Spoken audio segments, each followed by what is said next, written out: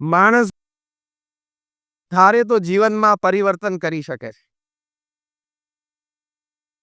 અને પરિવર્તન થશે એટલે જીવનમાં તમને આનંદ આવશે.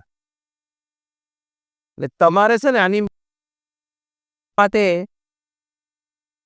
મનીનું સાચું રૂપ સ્વરૂપ જાણી રાખો કે money can buy you a good house but not a home.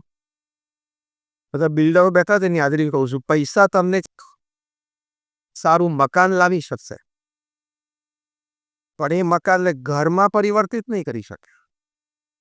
Two transform a house into a home, બેંકના લોકો તમને લોન આપશે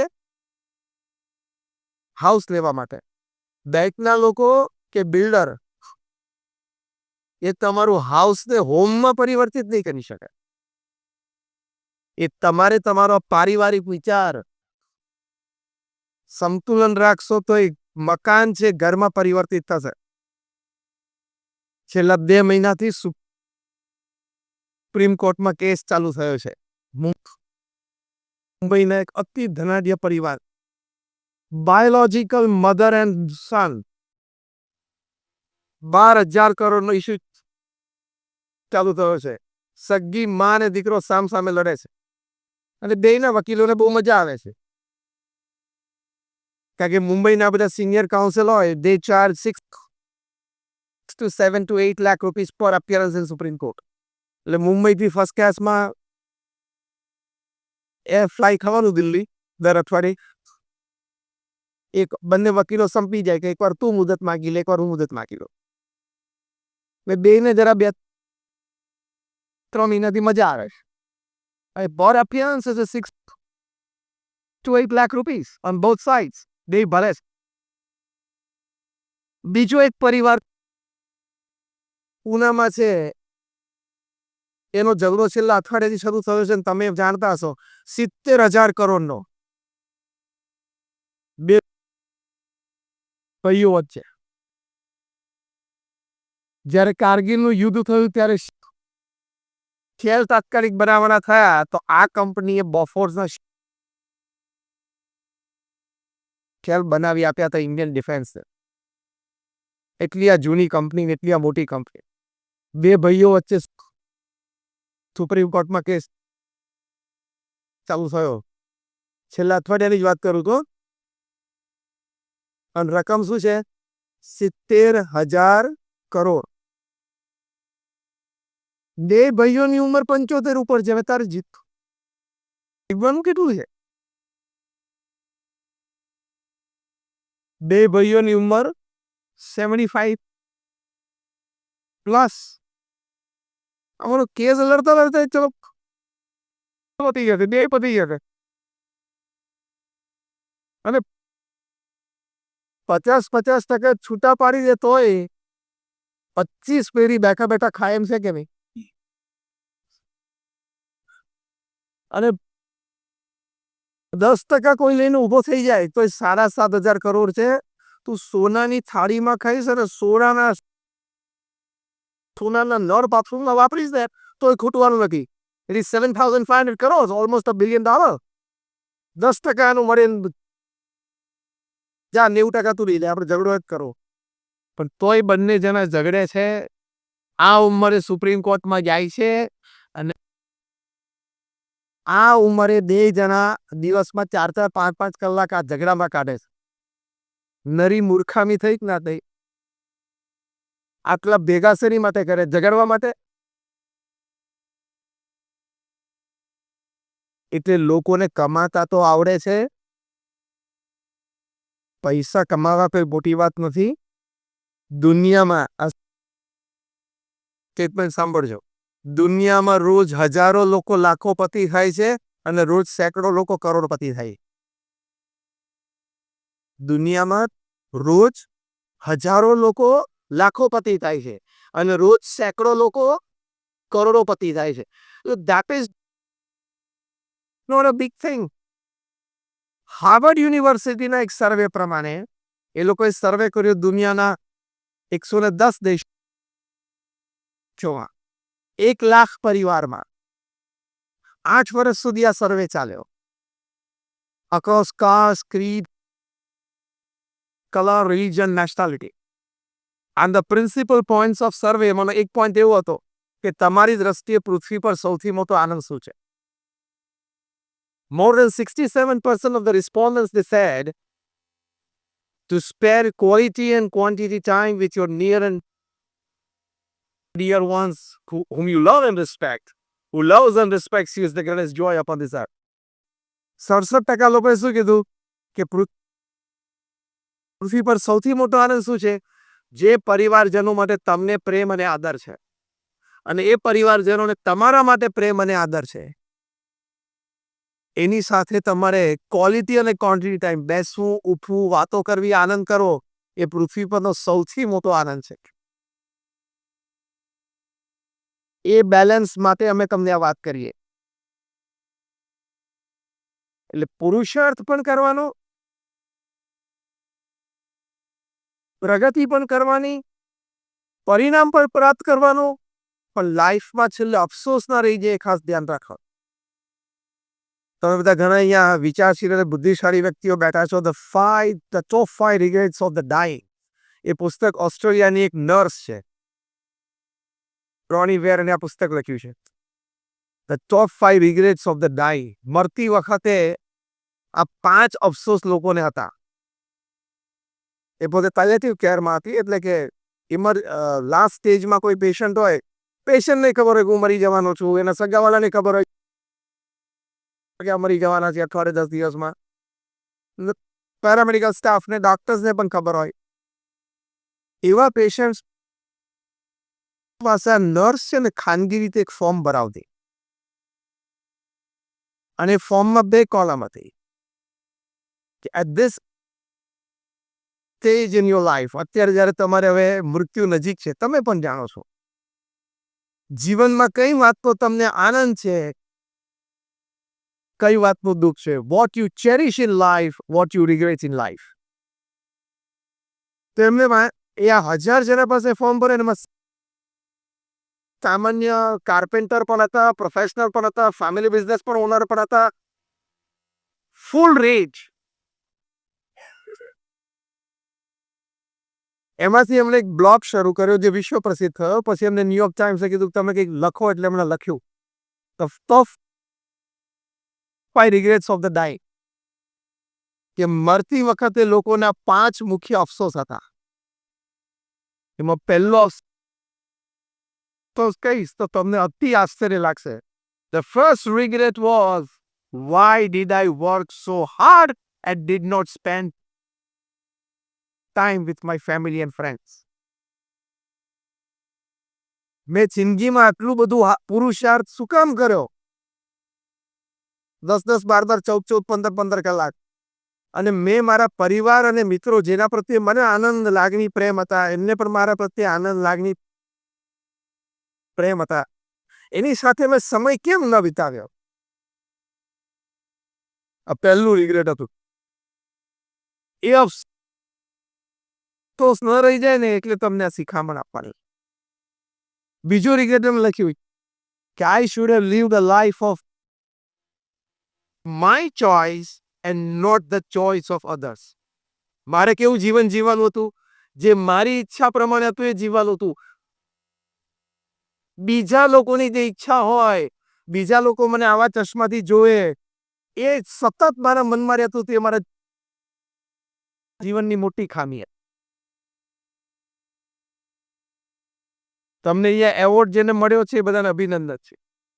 અને એવોર્ડ ના મળ્યો હોય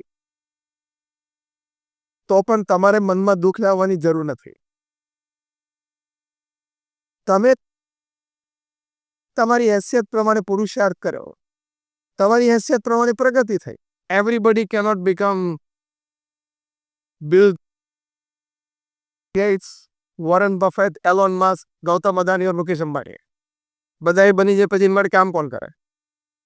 જેમ દરેક જણા અરીસા સામે ઉભા હોય ને, તમે ઘરમાં તમારા અરીસા સામે ઉભા ને દરેક વ્યક્તિના મનમાં એમ થાય થોડુંક 10% ગોઠવાઈ ગયું હોત ને તો એકાદા બુડમાં ચાલત. બોલિવૂડ, હોલિવૂડ, ટોલિવૂડ, કોલિવૂડ, ફોલિવૂડ જેટલા બુડ છે પૃથ્વી ઉપર, એકાદા વૂડમાં ઉતારી જાય. જો ભગવાને 10% બરોબર ગોઠવી દીધું હોત તો. પણ 10% એટલે જ બાકી રાખ્યું છે કે ઓડિયન્સ ભરવું પડે ને. બધા સ્ક્રીન ઉપર ચડી જાય, બધા ત્યાં સ્ક્રીન ઉપર ચડી જાય પછી બેસે. એટલે પુરુષાર્થ પ્રગતિ જરૂરી છે જીવનમાં, પણ બેલેન્સ પણ એટલું છે. મોટા મોટા બિઝનેસમેને લખ્યું કે I regret missing out the childhood of my son. કે મારા નાના બાળકો મોટા થતા હતા, એનો જે ઉછેર છે ને એનો આનંદ હું જીવનમાં ચૂકી ગયો. એટલે આવા જીવનમાં ઘણા બધા આનંદ છે.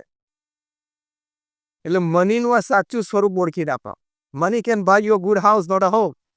Money can buy you a good bed. It doesn't have the power to give you a good sleep. સારામાં સારો પલંગ ધરો માસ્ટર બેડરૂમમાં એ પોળો 6 જણા સુઈ જાય એવો ઈચ્છા. પણ એ કે તમને સારી ઊંઘની ગેરંટી નથી. માઇકલ જેક્સન $94,000 પલંગ ઉપર સૂતા હતા. રોજ 10 સ્લીપિંગ પિલ લે ત્યારે અડધો કલાક ઊંઘ આવતી હતી. Considered to be the greatest entertainer upon this earth. Michael Jackson પ્રસિદ્ધ થયા એટલી પૃથ્વી ઉપર કોઈ વ્યક્તિ પ્રસિદ્ધ નથી થઈ, અને એ પણ સોશિયલ મીડિયાનો જમાનો નહોતો ત્યારે. જો સોશિયલ મીડિયાનો જમાનો માઇકલ જેક્સન વખતે હોતો તો સોશિયલ મીડિયાના ઇન્ટરનેટના બધા બેરિયર્સ તોડી નાખે. 50 વર્ષની ઉંમરે એમનું મૃત્યુ થયું. પોસ્ટમોર્ટમમાં ખબર પડી એમના શરીરમાં 150 થી પણ વધારે ડ્રગ્સ હાજર હતા. પોસ્ટમોર્ટમમાં એમના શરીરમાં more than 150 drugs પ્રેઝન્ટ. તો શું જીવન જીવ્યા બોલો. એટલે અમારા ગુરુ હરિપ્રભુ સ્વામી મહારાજ એક સરસ વાત કરતા, આ બેલેન્સ વિશે. પ્રમુખ સ્વામી મહારાજે પણ એમના જીવનમાં અતિ અદ્ભુત કાર્ય કર્યું છે.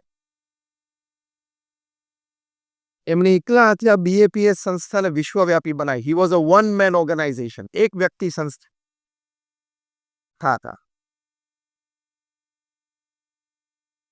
એમણે એમના જીવનકાળ દરમિયાન 45 વર્ષમાં એ પણ એમની ઉંમર 51 થી 95 સુધી, એ સમયગાળામાં જ્યારે આપણે રિટાયરમેન્ટના પ્લાન હોય ને રિટાયર થઈ પણ જઈએ, from his age of 51 to 95, એ સમયગાળામાં એમને 1300 થી પણ વધારે hospital, hostel, school, college, community centre, સંસ્કાર કેન્દ્ર, હરિમંદિર, મંદિર અને અક્ષરધામ બનાવ્યા. એટલે દર 15મા દિવસે અત્યારે આપણે એક ફેસિલિટીમાં બેઠા છીએ ને, ધીસ ઇઝ વન ફેસિલિટી. આવી નાની મોટી ફેસિલિટી પ્રમુખ સ્વામી મહારાજે દર 15મા દિવસે સમાજને ભેટ આપી. આ તો ખાલી બાંધકામની દ્રષ્ટિએ વાત કરું છું. એ ફેસિલિટી અમારી ચલાવવા માટે BAPSના સમર્પિત સ્વયં સેવકો મળી જવા, બીજો પેઇડ સ્ટાફ મળી જવો અને એ સંસ્થાને સમાજની સેવામાં મૂકી દેવી અને એ સંસ્થા કાર્યરત રહે. It is easy to run a corporate. It is more difficult to run an NGO, a world class NGO. તમે લોકો કોર્પોરેટમાં કામ કરો છો ને, તમારે પ્રિન્સિપલ શું છે? Pay and smile. એ સિદ્ધાંત ઉપર તમે બધા કમર્શિયલ અને કોર્પોરેટ વર્લ્ડમાં કામ કરો છો કે તમારો પગાર તમારા કર્મચારીને ગમે છે કે એના ચહેરા ઉપર સ્મિત છે. બીજે દિવસે કોઈ 2000 વધારે આપશે તો પ્રેમથી ક્યાં જતો રહેશે? અને ખોટું નથી. અને એનું કામ તમને ગમે છે એટલે માલિક તરીકે તમારા ચહેરા ઉપર સ્મિત છે. It is as simple as that. અમે જે NGOમાં કામ કરીએ છીએ, NGOsમાં structure is different, the principle is different. ત્યાં સર્વેન્ટ્સમાં રિલેશનશિપ, સેવા કરવાની અને ચહેરા ઉપર સ્મિત રહે, રાખવું ના પડે, રહે અને આનંદ. જો BAPSના સંતો અમારી પાસે કોઈ પાસે બેંક એકાઉન્ટ નથી, અમે પૈસા અડતા નથી, પૈસા રાખતા પણ નથી. હું 25 વર્ષથી નેશનલ ઇન્ટરનેશનલ પ્લેટફોર્મ્સ પર બોલું છું. I don't charge a single penny for that. આજે પણ અહીં આવે છું, રૂપિયો નથી લીધો, બરાબર ને? જ્યાં તો પ્રમુખ જોડે કન્ફર્મ કરવું પડે. એટલે we are not professional speakers. We are not professional speakers. We are just here to give selflessly something which is most valuable in your life. જે સૌથી વધારે કિંમતી વસ્તુ છે. એટલે સર્વ એન્ડ સ્માઇલ પ્રમુખ સ્વામી મહારાજે આ સેક્શનમાં રહીને 1300 સમાજ સેવા સંસ્થાઓ ઊભી કરી. દુનિયાના 60 દેશોમાં 18,000 ગામો અને શહેરોમાં જાતે ગયા. ફરવા માટે નહીં, હા, ફરવા માટે નહીં. પ્રમુખ સ્વામી મહારાજ 25 વખત 24 વખત અમેરિકા ગયા. કોઈ દિવસ ઓર્લેન્ડોમાં જઈને ડિઝની વર્લ્ડમાં નથી ગયા. કોઈ દિવસ લોસ એન્જલસમાં બેવરલી હિલ્સ જે આખું હોલિવૂડ રહે છે ત્યાં ફરવા નથી ગયા. વ્યક્તિગત જીવનમાં ચારિત્ર ઉત્કર્ષ થાય, પારિવારિક જીવનમાં સમતુલ ના આવે, એની માટે પ્રમુખ સ્વામી મહારાજે ઉપદેશ આપ્યો. સમાજ સેવા સંસ્થાઓ વધારે સારી રીતે સેવા કરી શકે એની માટે પ્રેરણાઓ આપી. લોકો પ્રમુખ સ્વામી મહારાજને પત્ર લખતા, વ્યક્તિગત પારિવારિક પ્રશ્નો હોય એવા 7.5 lakh letters answered in 45 years. એટલે રોજના 50 થી 70 પત્રોના પ્રમુખ સ્વામી મહારાજ લેખિત જવાબ આપતા ને રિસ્પોન્સિબલ આન્સરિંગ. ખાલી આશીર્વાદ છે એવું નહીં લખવાનું, રિસ્પોન્સિબલ આન્સરિંગ. 3.5 લાખ ઘર, ઓફિસ, ફેક્ટરી કે સ્ટોક પર એમણે પધરામ નહીં કરી વ્યક્તિગત. આ બધા સ્ટેટિસ્ટિક્સ એમને 51 પછીના છે.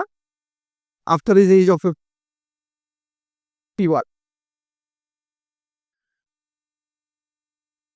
આ સ્ટેટિસ્ટિક્સ સાંભળી તમને કેટલો પ્રચંડ પુરુષાર્થ એમને સમાજ માટે સ્વર્ગદ્વારે કર્યો.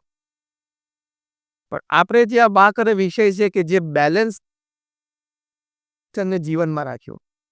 રોજ સવારે 6:40 ફોર 40 years દુનિયાના કોઈ પણ ખૂણામાં હોય, સવારે 6:40 AM is for his morning walk.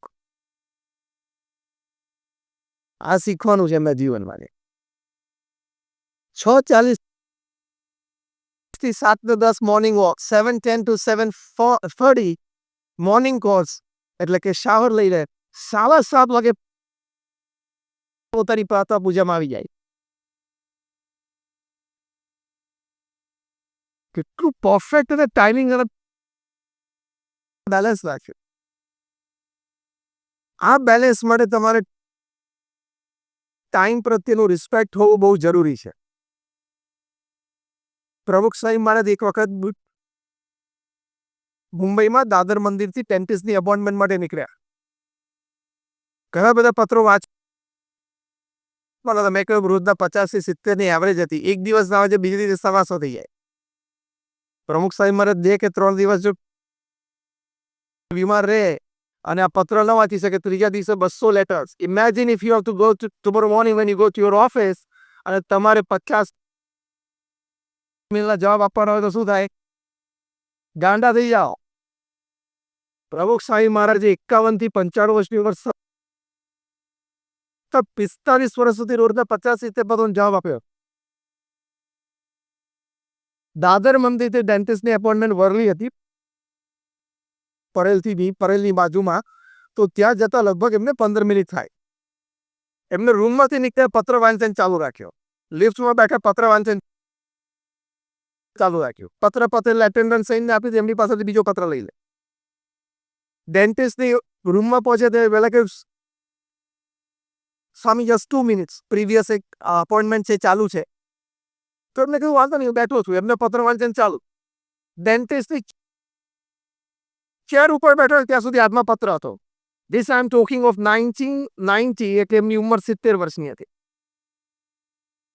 પછી ડેન્ટિસ્ટ એમની ક્રિયા પૂરી કરી એટલે પાછળ બેઠા તો રિવર્સમાં પણ છે મંદિર આવતા સુધી એમની રૂમમાં જતા આ પ્રોસિજર. હી રેડ 18 લેટર્સ, 18 પત્રો એમને વાંચી લીધું. સાંજે ઉત્તર આપવાનો ત્યારે અટેન્ડન્ટ સેન્ટ એટલું જ કહેવાનું કે સ્વામી આપણે પેલા મૌલિકભાઈ નરિયાદના પ્રમુખ સાહેબ કહી દે કે એમના ઉત્તર લખીને આપવાનું, પછી એ પોતે 2 રીડિંગ સહી કરી નાખે. એટલે વર્કિંગ કેપેસિટી ખબર પડી 70 વર્ષે. અમેરિકામાં જે સ્વામિનારાયણ અક્ષરધામ થયું રોબિન્સવિલ ગયા વર્ષે 1.9 million cubic feet of couch stone, એટલે 19 લાખ ઘનફૂટ કલાકૃતિ વાળો પથ્થર એનું આ મેઇન મોન્યુમેન્ટ છે. 19 લાખ આરસીસી માં એક પ્રોજેક્ટ હોય તો શું કહેવાય? આ તો 19 લાખ ઘનફૂટ પથ્થર. દિલ્હીમાં તમે અક્ષરધામ જોયું હશે,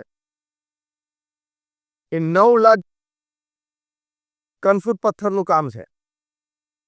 પણ આપણે બેલેન્સની વાત કરી છે. પ્રમુખ સ્વામી મહારાજને પૂછ્યું, સ્વામી આટલી મોટી સાઇટ 110 એકરની દિલ્હીમાં યમુના નદીના કિનારે, તો બિલ્ડરને તમે આપો તેને છાતી ઉપર ભાર આવવા માંડે. દિલ્હીમાં, દિલ્હી જેવા શહેરમાં યમુના નદીના કિનારે 110 એકર જમીન, એની ઉપર આ પ્રોજેક્ટ કરવાનો, પાછો નોન રેસિડેન્શિયલ નોન કમર્શિયલ, બાદી વેચવાનો નતો. એ પથ્થરનો પ્રોજેક્ટ હતો, એટલા પૈસા અંદર જયારે દરબાઈ જાય દીધા. એના પીક ઉપર 4000 કારીગરો કામ કરતા હતા.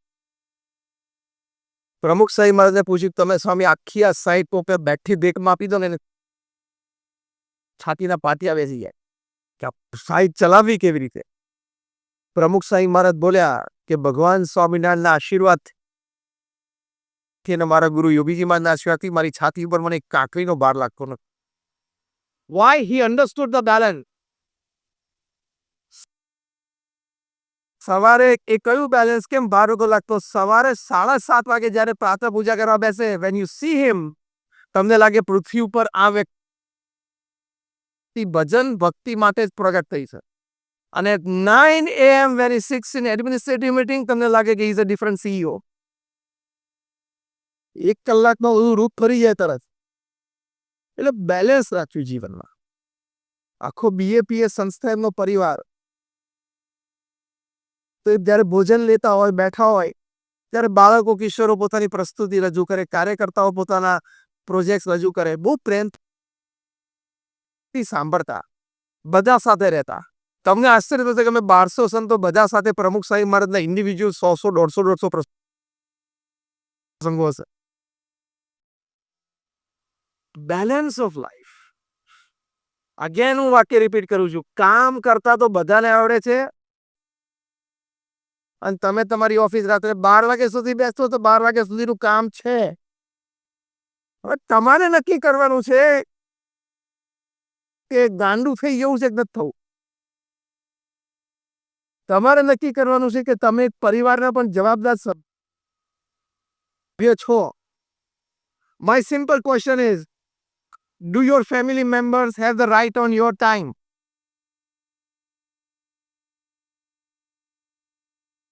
તમારા પરિવારજનોને તમારા સમય ઉપર અધિકાર છે? હા કે ના? જરા જોરથી ખબર પડે. હા, તો રાત્રે 8 વાગે ઘરે પહોંચી જાઓ.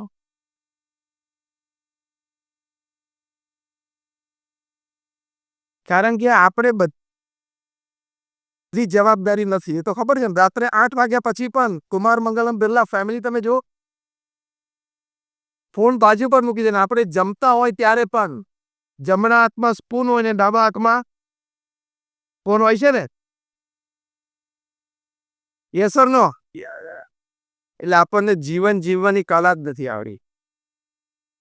સિમ્પલ ક્વેશ્ચન કે તમે જ્યારે પરિવાર સાથે રાત્રિ ભોજન લેતા હો તે વખતે તમારી બાજુમાં તમારો પરિવારજન બેઠો છે, 2 ફૂટ દૂર તમારો લોહીનો સગો છે, એ તમારી માટે વધારે અગત્યનું છે કે 200-500 માઇલથી કોક તમારો પરિચિત એના જ સમયે તમને ફોન કરે છે, ફોન ઉપાડવો જરૂરી છે?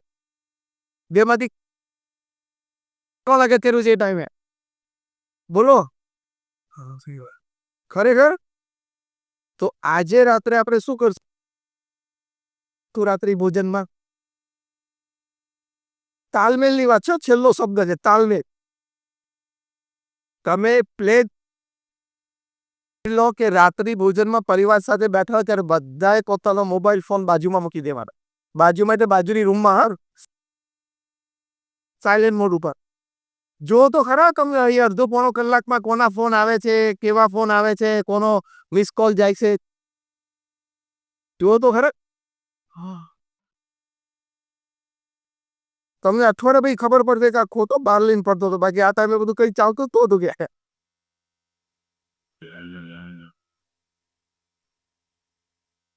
પૃથ્વી પર દરેક professionals 90% of the professionals have decided to shut off notifications. આખી દુનિયાનું નોટિફિકેશન તમે જાણી શું કામ છે? કેટલા બધા નોટિફિકેશન ચાલુ હોય, ચાલુ જ જાય. This gadget is being made to serve us. The reverse has happened. We have become the servants of this gadget. આ ગેજેટ શેની માટે બનેલું છે? આપણી સેવા માટે. The reverse has happened. We have become the servants of this gadget. દર 3 મિનિટે મોબાઈલના રૂપ પડે. કઈ છે તો તું સેલિબ્રિટી છું. કારણ ઇન્સ્ટાગ્રામ ઉપર 3.5 મિલિયન ફોલોવર્સ છે. રાત્રે 12 વાગ્યા સુધી મોબાઈલ ફોન ચાલુ રાખો, તમે જીવનમાં વ્યવસાય અને કુટુંબ વચ્ચેનો તાલમેલ સમજ્યા જ નથી.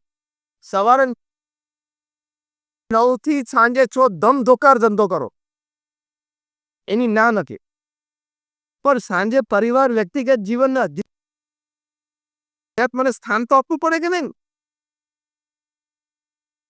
રાત્રે 12 વાગ્યા સુધી, પણ રાત્રે 12 વાગે સુતા પાછો ડેટા એકવાર ચાલુ કરે, વોટ્સએપ ચાલુ કઈ છે નથી, કે ખબર કે શું જાય. સવાર ઉઠીને પહેલું કામ આ કર, ડેટા ચાલુ કરે, વોટ્સએપ ચાલુ કરે, એટલે મેસેજ આવે 70 checks and 100 messages. See, so many people wishing me good morning, પણ એમાં 90% શું હોય છે? ગુડ મોર્નિંગના ફોલ્ડા જ હોય. એવું કઈ હોતું નથી. એમાંથી એક ફોરડું તમને